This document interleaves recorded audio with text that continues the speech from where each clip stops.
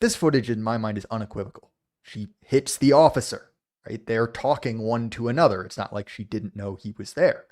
And yeah, it is incredibly cynical to run with this, both from the kind of Antifa crowd, both from the kind of liberal journalists who have doxed this ICE agent, posted a bunch of embarrassing photos of him, given his identity out, where he lives, uh, but also from, as you've said, AP, from allegedly responsible journalists, the sort of people that when you and I were in school, we were taught was the gold standard, right? That is the true information you can cite. Well, it turns out, to be honest, they're just as ideologically captured as everyone else, which, look, we knew, but you sort of expect some decorum out of AP. You expect them to at least provide some sort of fig leaf over their radical leftism.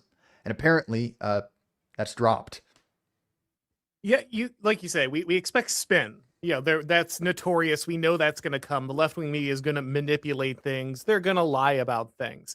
But there is a certain level of a certain barrier of reality that they generally have to play inside of, right? Like, yeah, okay, the footage shows this, but there are these other circumstances. And what about the systemic oppression? And, maybe there should be better training. Like, there's all these other ways to kind of couch the issue that can throw different, shade on it, some doubt on it.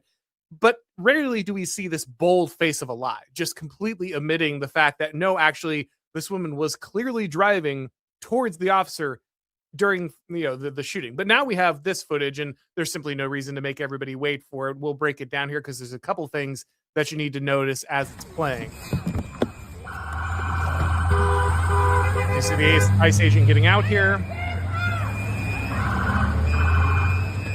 See him walking around the car. Now, I want to point out something first. Early on, the narrative we got from the left is, oh, well, this is just some mother. She dropped her kids off at daycare and she ends up here, just out of the kindness of her heart. She's a lawful observer is the language being used. I'll make sure to tell the Proud Boys about that one. Remember, guys, you were just lawful observers. But they say, oh, well, just this innocent woman, wrong place, wrong time. Probably didn't even know that these guys were ICE agents. And she just sees some random masked man in front of her car and didn't understand. But of course, that's not the case. And the word you use there is cause a spell, which I think is really important because right wingers don't understand this. They genuinely don't. When you're looking at a George Floyd, right, that's kind of searching through, you're sifting through the events to see who's going to be the most palatable victim. Like you said, they try to start it with a couple other, black individuals who had been shot or injured previously, but you never know which one's going to stick. So it's kind of just an A/B test to see which one's going to end up catching the public imagination, but you have to sift through this. What's happening here is something very different. This is a trained activist using a specific situation because she wants someone to get hurt, right? Like the left is putting themselves in these situations on purpose. Okay. Every revolution that has ever begun in history tends to start the same way. There was this crowd standing around a bunch of soldiers, armed soldiers, and they start doing a bunch of things that are dangerous and illegal, like throwing rocks or whatever. And eventually a soldier fires back and boom, you have your revolution, right? This is what the left is trying to do, and they do it on purpose. They have training manuals. They go and they take people like this woman. They teach them how to put themselves in situations where they can create a very dangerous and high pressure moment. And then they use that as propaganda to start violence. That is their cause spell. It's what they are trying to manufacture. And conservatives genuinely don't get this. They think protests are there to like actually influence people's opinions. And they are, but only through manufacturing instances like this, not through actual, oh, I saw a sign of someone had a clever sign on a street corner and now I believe whatever you believe. No, it's to create these media situations. So she is already here and you can see she has locked eyes with this gentleman. She knows what's going on here. This is not some weird masked man. This is not some stranger. She's not some mom who went to day school or daycare that day to drop off her kids and then is just heading in to be a lawful observer, whatever that phrase is supposed to mean. She's there in the thick of it. She knows who she's looking at. She's putting herself in harm's way. She's blocking the agents. This is all premeditated. She is completely involved in what she's doing. She is knowingly entering in to the scenario, hoping to manufacture a high pressure situation that will create a bad optics that leads into then that larger conflict. Well, and this is something that conservatives kind of get. They'll post the photos of the journalists, crouched around the burning trash can, all trying to get the same shot, and they'll laugh at it. They'll say, "Oh, look at them. They're so stupid. They don't understand what's actually going on here."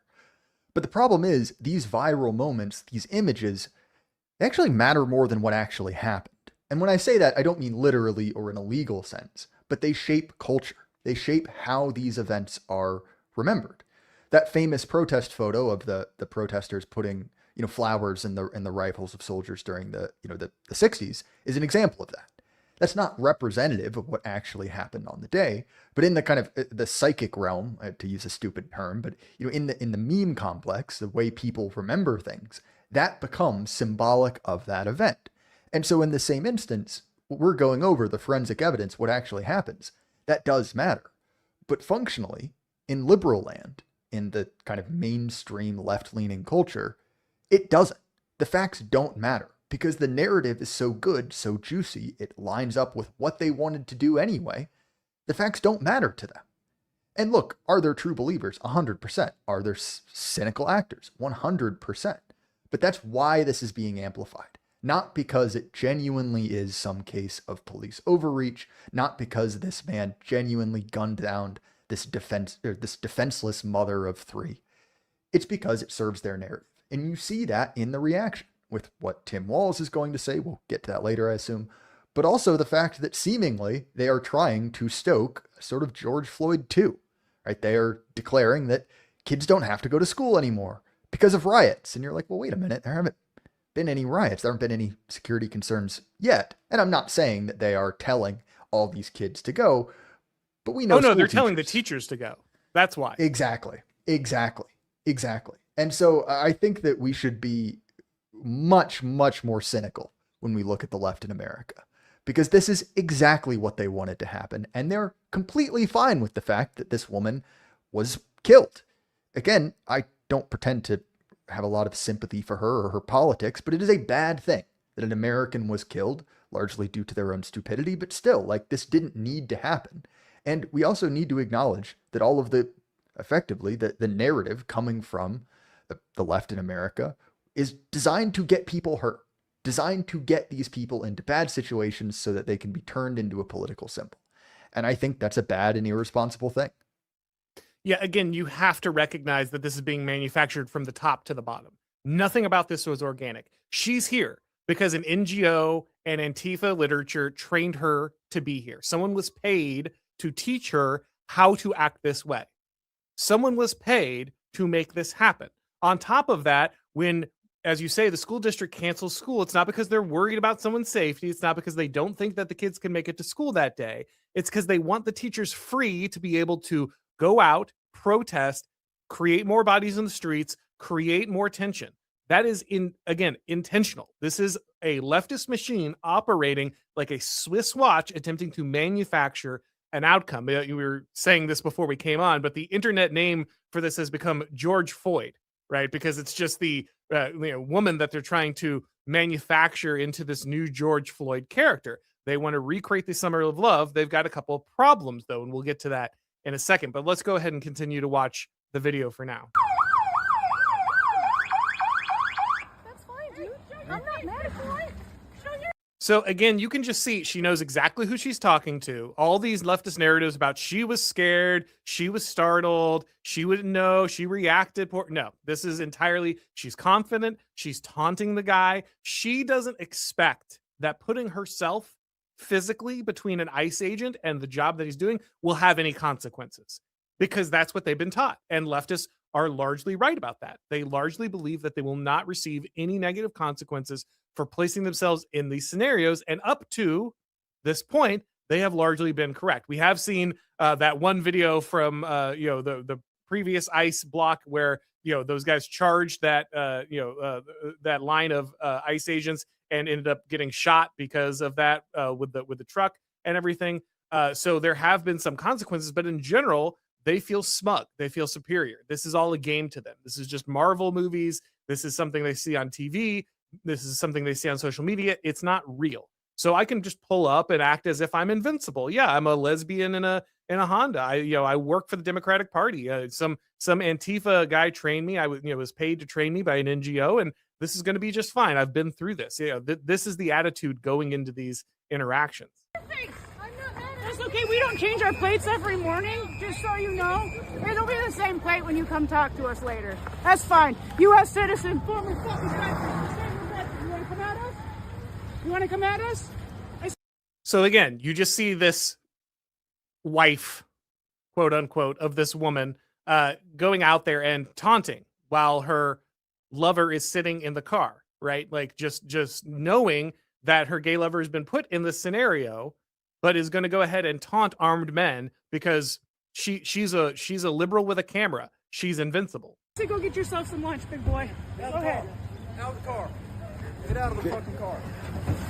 Get out of the car. So if you go back here a little bit, you can hear the partner, as you were, yelling, drive, drive. So this is her giving direct instructions to the driver, to her gay lover, that she should accelerate, even though she knows that the ICE officer is right there in front of the car. Like, you can see they are talking. You can see when she yells drive, the officer is right here. This is his viewpoint. He is in front of the car. She's giving a direct order to drive. Drive, baby, drive. She wants her to peel right out of that. So again, this person should be in jail. Like, she's an accessory to attempted murder, obviously right here. But again, you see how callous the whole situation is. No one here is in danger. No one, like, the agent has not threatened her life. He simply said, get out of the car, right? And their intention is to immediately issue, a directive, drive over this guy. That's exactly what they want to do the minute that he says they need to get out of the car. Yeah, I think that there's a couple things worth mentioning here. It's widely reported, I don't know if it's true, that this particular officer has been involved in another case where he was actually drugged by a car in a very similar circumstance. So obviously that doesn't on its own make him right or wrong in this instance. That's a separate issue.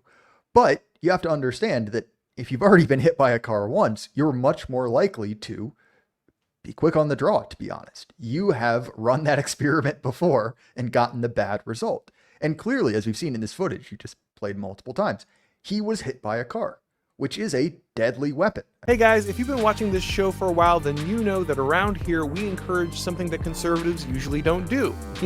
Winning. If you like what I'm doing here and you want to keep it going, then head over to Blaze TV. They have the behind-the-scenes content, exclusives, and documentaries that you're just not going to see anywhere else. So go to blazetv.com/Auron and subscribe today. The promo code is AURON and you'll save $20 right now off the annual plan.